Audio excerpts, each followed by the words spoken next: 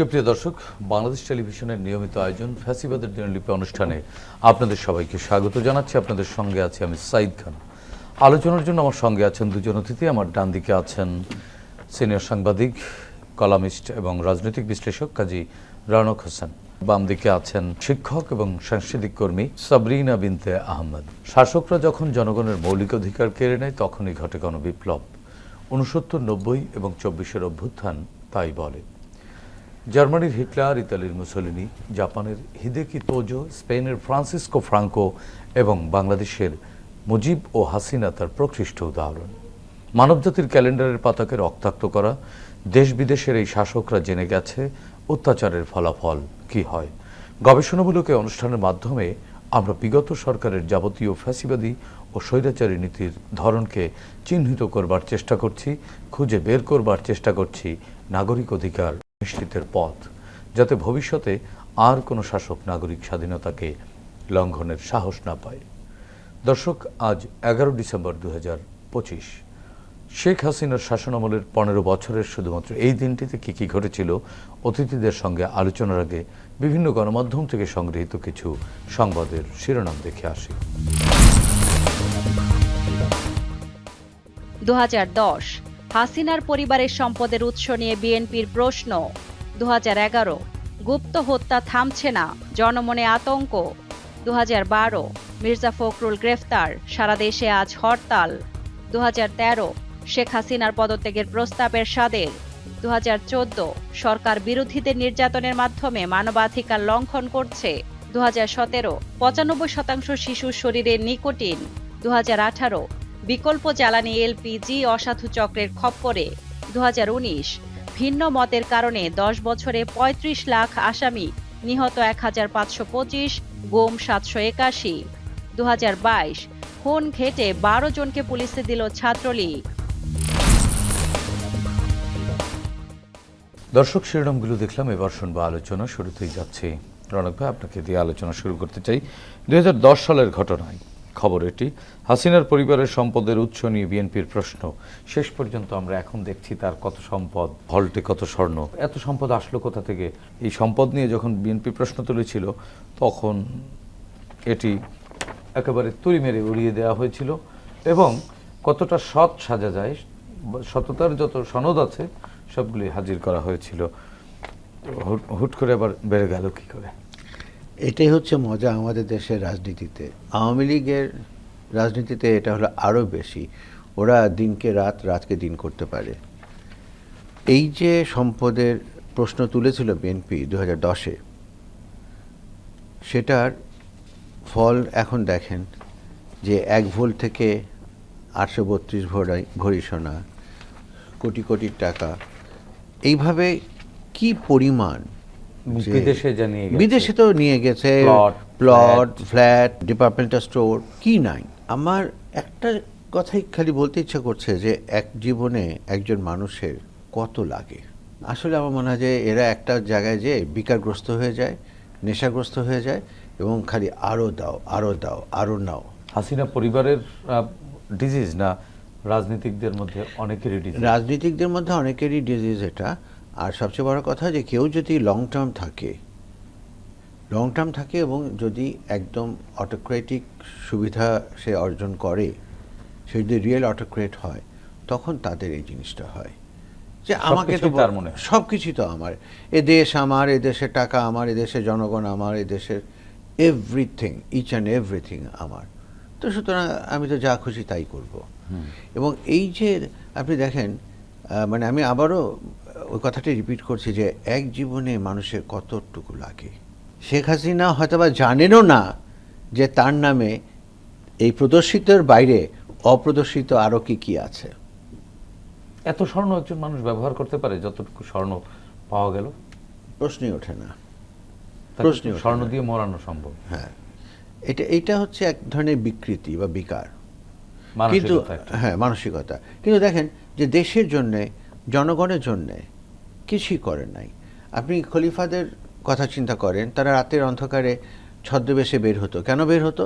তারা বের হতো জনগণের দুঃখ দুর্দশা, তাদের কি প্রয়োজন, তাদের জন্য কি করণীয় সেটা দেখার জন্যে। আর এনারা আর বললাম না।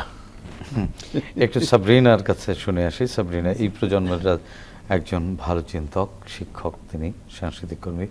সাবরিনা, আসলে কত লাগে? আসলে কত লাগে আমাদের সবার প্রশ্ন এবং বিস্ময়। রাজনীতিকদের এত লাগে কেন?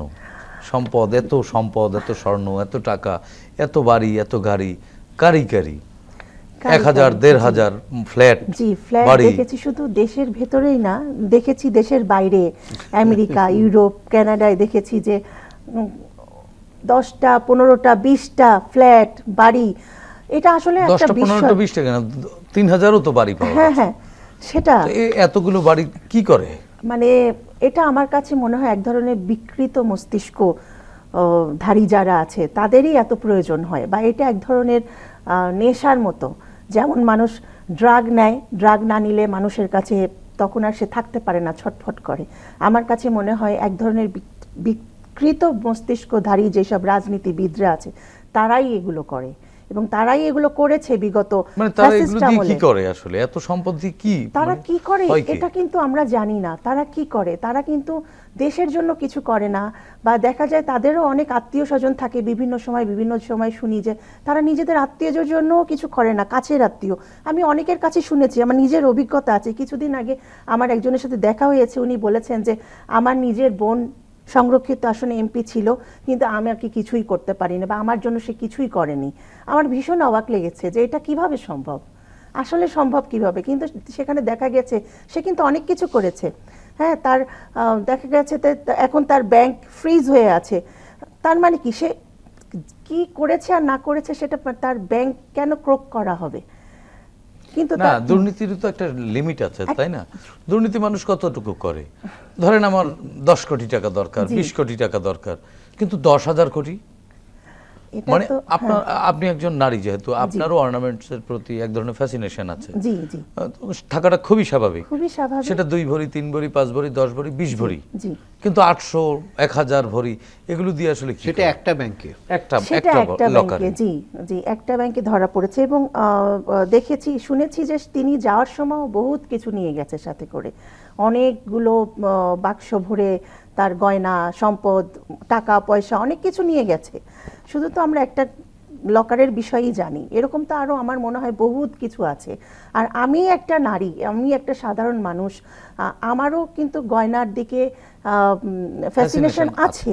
কিন্তু আমার কাছে মনে হয় যে একটা মানুষের কত দরকার, আমি একটু ভালো মতো থাকতে পারলে, ভালো মতো চলতে পারলে, এটাই আমার কাছে মনে হয় যাক, এটা তো আমার জন্য অনেক কিছু, এর চেয়ে বেশি তো প্রয়োজন নাই। কিন্তু কখন একটা মেয়ের বা একটা মানুষের, বলি যে এত মানুষের এত চাহিদা কখন হয়? আমি আসলে নিজেও খুব প্রশ্ন, এগুলোর উত্তর খুঁজে পাই না, শুধু হাতড়াই যে কত প্রয়োজন একটা মানুষের। এবং যেহেতু মানে পাওয়া গেছে অনেক সম্পদের হিসেব পাওয়া গেছে, এই সম্পদগুলো তো আসলে জনতার, জনগণের সম্পদ। অবশ্যই এই সম্পদগুলো কি কোথায় যাবে এখন? কি করা উচিত? এখন আমার মনে হয় যাদেরকে এতদিন, এত বছর বঞ্চিত করা হয়েছে, তাদেরকে একটা সুষ্ঠু ব্যবস্থার মাধ্যমে তাদের মধ্যে এগুলো যেন ডিস্ট্রিবিউট করা হয়, যেমন তাদের কল্যাণেই এগুলো কাজে লাগে। এগুলো জনগণের সম্পদ, জনগণের সম্পদ, জনগণই যেন রাষ্ট্রীয়করণ করে ফেললেই তো জি জি জনগণের জন্য। প্রণব ভাই, সেই সুযোগ কি আছে যে এই যে যারা দুর্নীতিবাজ, যাদের বিরুদ্ধে দুর্নীতির অভিযোগ উঠলো, যাদের কারিগরি সম্পদের হিসেব আসলো, খবরগুলো বেরোচ্ছে, অন্তত এই সম্পদগুলো কি করবে? এই সম্পদগুলো আসলে উনি যতটা সহজভাবে বললেন যে রাষ্ট্রের সম্পদ রাষ্ট্রকে ফিরিয়ে দেওয়া, বা জনগণের সম্পদ জনগণকে ফিরিয়ে দেওয়া, বাস্তবে কিন্তু ঠিক ওই অতটা সহজ মানে মোটা দাগে বলা যাবে না। কারণ হচ্ছে যে নানান ধরনের নিয়ম নীতি, অনেক কিছু আছে। আর আপনি কাকে দিয়ে করাবেন? সেখানে তো শস্যের মধ্যে ভূত থাকে। এবং দেখেন, তারা কিন্তু ঠিকই এটাকে মানে 832 ভরিকে বলবে যে 82 ভরি, আর বাকিটা অর্নামেন্ট, মানে ইমিটেশন। তো এই জিনিসগুলো, কারণ আমাদের আনফর্চুনেটলি আমাদের ভেতর থেকে, বিশেষ করে গত 17 বছর, অনেক আগে এটা শুরু হয়েছে, স্বাধীনতার পরপরই এটা শুরু হয়েছে, কিন্তু বিশেষ করে গত 17 বছরে নৈতিকতা, মানবিকতা, এই জিনিসগুলো একেবারে দূর হয়ে গেছে। কেউ লজ্জা পায় না চুরি করতে, কেউ লজ্জা পায় না একটা অন্যায় কাজ করতে। মানে আমাদের লজ্জা চলে গেছে। লজ্জা চলে গেছে এবং এটা ধীরে ধীরে প্রত্যেকটা ইনস্টিটিউশনকে ধ্বংস করা হয়েছে। তার মানে জাতিগত বেহায়া বলা যায় একদম। সাবরিনা, আপনিও তাই মনে করেন? আমরা সবাই বেহায়া হয়ে গেছি। রনক স্যার যেটা বললেন যে জাতিগতভাবে বেহায়া হয়ে গেছি, আমার কাছেও মাঝে মাঝে এরকমই মনে হয়। ঠিক আছে, যে আমরা লজ্জা পাই না কিছু, লজ্জা পাই না, আসলে আমাদের লজ্জা নাই। আসলে আমরা যে কিছু করে যে সেটা আমরা পরবর্তীতে লুটপাট করি, চুরি করি, যে পরবর্তীতে আমাদের যে যেটা বলে যে নিজের মনের মধ্যে একটা দহন বা ভেতরে আমাদের একটা অনুশোচনা, সেটাও আমাদের কাজ করে না। আমরা দেখি যে আসলে আমরা এতটাই অমানুষ হয়ে গেছি এখন। মানে এক সময় শুনতাম যে অনুভূতিগুলো ভোতা হয়ে গেছে বা বিবেকের বোতামগুলোতে মরিচা ধরেছে।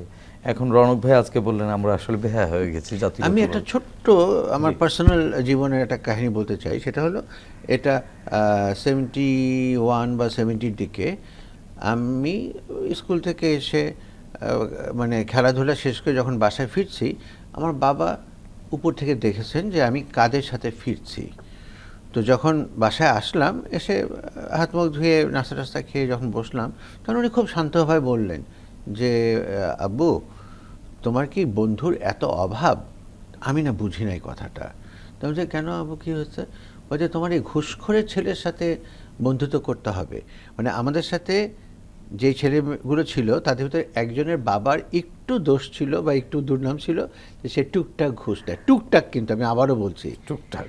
এখন দেখেন আমার বাবার মাথায় কি খেলেছে আর এখন আমরা কি করি। তো এই জিনিসগুলো সোশ্যাল পারসেপশনটাই ছিল অমন ছিল এবং এখন এর টোটালটাই চেঞ্জ হয়ে গেছে। এখন আমরা সম্মান দেখে সম্পদ চিন্তা করি না, সম্পদ দেখে সম্মানিত করি। একদম একদম। এবং যে কারণে এই দুর্গতি, এই দুর্নীতি, যত কিছু বলেন, সব কিছুর পিছনে এটা। রনক ভাই, এই ব্যবস্থাটাও, এই মানসিকতা থেকেও তো আমাদেরকে বেরোতে হবে। ফ্যাসিস্ট একটা রেজিমের মধ্যে আমরা পড়ে গেছি, তো এরকম সোসাইটির নানান লুপহোলসের কারণে নানান জায়গায় ভাঙন স্খলনের কারণেই তো আমরা একটা ফ্যাসিস্ট রেজিমের মধ্যে পড়ে গেছি। শুধুমাত্র রাষ্ট্রীয় নীতি নৈতিকতা বা রাষ্ট্রীয় সিস্টেম বদলালে তো হবে না, সেই সিস্টেম ইন্টিগ্রেট করার যে মানসিকতা, নাগরিকের তো সেই মানসিকতা তৈরি হতে হবে। দেখেন আমরা কিভাবে আমাদের সব কিছুকে ধ্বংস করেছি। 17টা নতুন ডিপার্টমেন্ট খোলা হয়েছে ঢাকা ইউনিভার্সিটিতে। কিসের জন্য? 17 ডিপার্টমেন্টে অ্যাপয়েন্টমেন্ট দিলে টিচার নিয়োগ হবে যারা, তারা সবই আওয়ামীপন্থী হবে এবং তখন এই শিক্ষক সমিতি আওয়ামী দখলে আসবে। আপনি দেখেন যে জাস্ট একটা শিক্ষক সমিতি দখলে রাখার জন্য 17টা ডিপার্টমেন্ট খোলা হয়েছে। একটা ডিপার্টমেন্টকে ভেঙে 3টা করা হয়েছে, 4টা করা হয়েছে।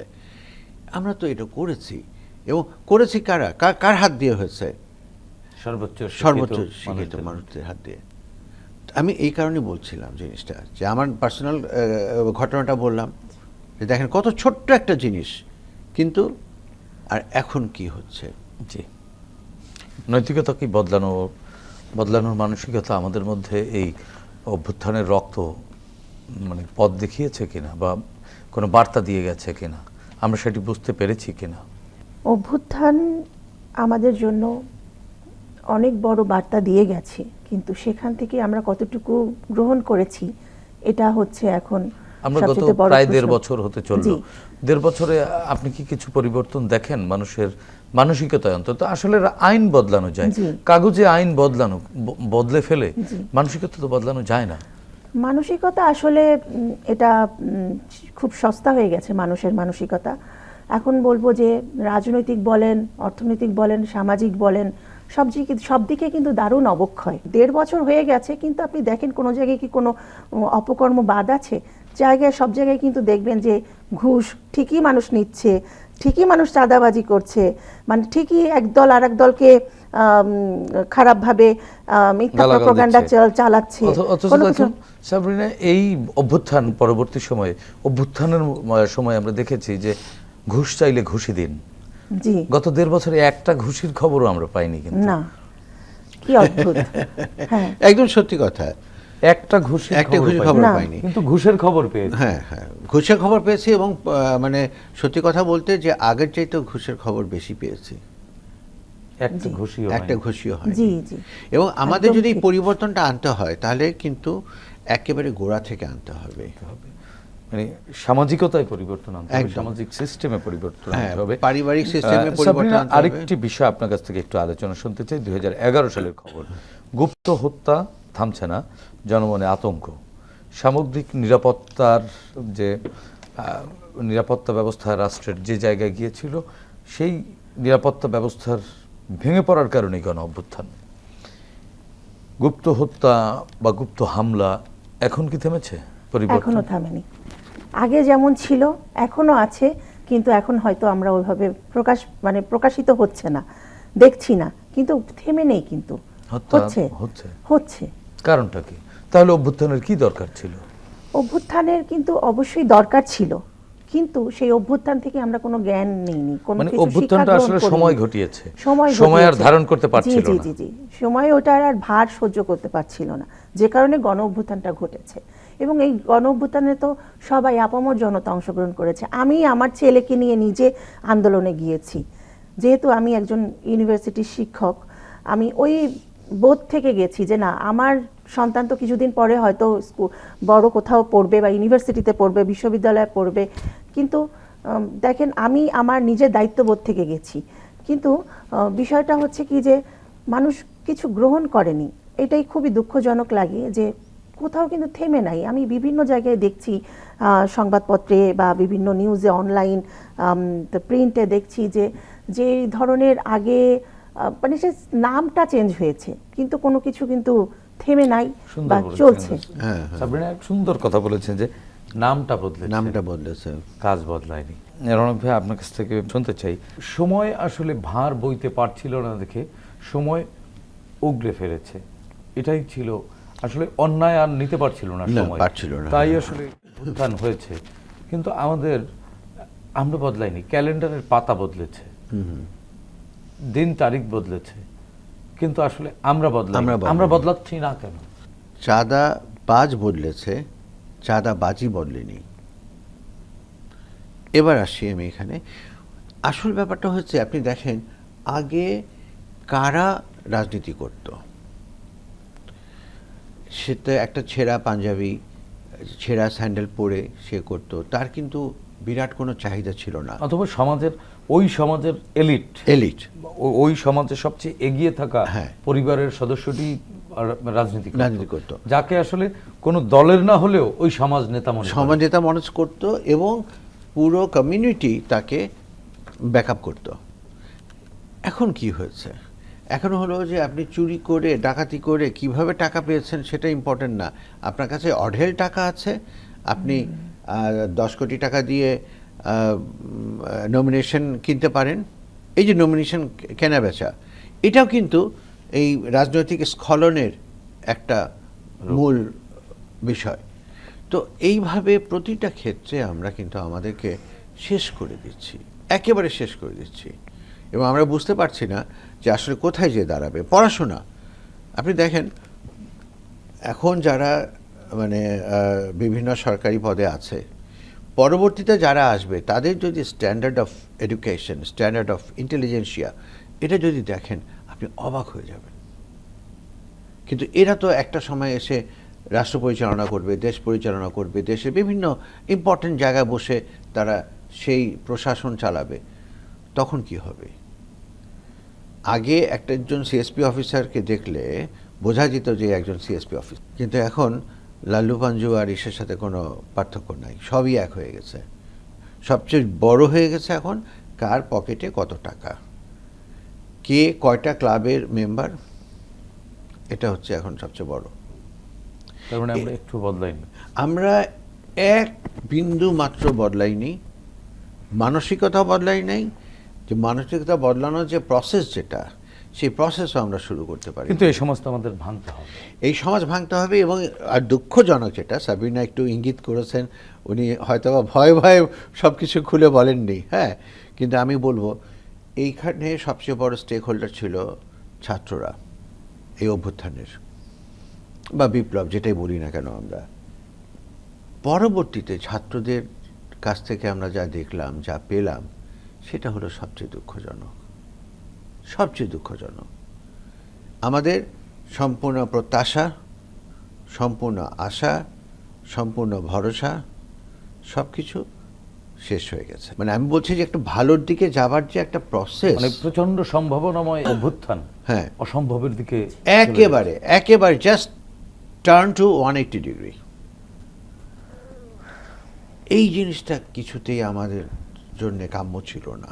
কাঙ্ক্ষিত লক্ষ্যে পৌঁছাবে না অভ্যুত্থান, পৌঁছাবে না। সাবরিনা, আপনিও কি তাই মনে করেন? কাঙ্ক্ষিত লক্ষ্যে এই অভ্যুত্থান যদি না পৌঁছায়, আমরা যদি পরিবর্তনের হাওয়া বা আমরা যদি বদলের হাওয়ার আমরা লাগাতে না পারি, তাহলে আবারও তো রক্ত, আবারও অভ্যুত্থান। হয়তো প্রত্যেক বছর ঘুরে ঘুরে তো অভ্যুত্থান হয় না, প্রত্যেক বছর ঘুরে ঘুরে এত রক্ত দিবে না, কিন্তু বাংলাদেশ তো পিছিয়ে যাবে। বাংলাদেশ দেখুন, আশপাশের সবাই এগিয়ে যাবে, বাংলাদেশ পিছিয়ে না পড়লেও আশপাশের সবাই এগিয়ে গেলে আমাদের পিছিয়ে পড়াই হবে। তো সেই জায়গায় আমাদের এই সমাজ ভাঙতে হলে আমাদের কি করতে হবে, কি করা উচিত? রাজনৈতিক শক্তিগুলোর মধ্যে এই রিয়েলাইজেশন সবার আগে আসা উচিত ছিল, তাদের মধ্যে আসছে না কেন? শুধু রাজনৈতিকভাবে বদলাতে হবে না, সমাজের প্রতিটা স্তরে চেঞ্জ হতে হবে এবং প্রতিটা মানুষকে এগিয়ে আসতে হবে। এক্ষেত্রে যদি পরিবর্তন চাই, তো রাজনীতিবিদরা শুধু করলে এগিয়ে আসলে কিছু হবে না, রাজনীতিবিদরা কতটুকু আগাবে এটাও অনেক। না, এখানে আমি একটু আপনার সাথে ভিন্ন মত করি এবং একটু যোগ করি। সেটি হচ্ছে যে একটি রাষ্ট্র কতটুকু এগিয়ে গেল, কতটুকু পিছিয়ে পড়লো।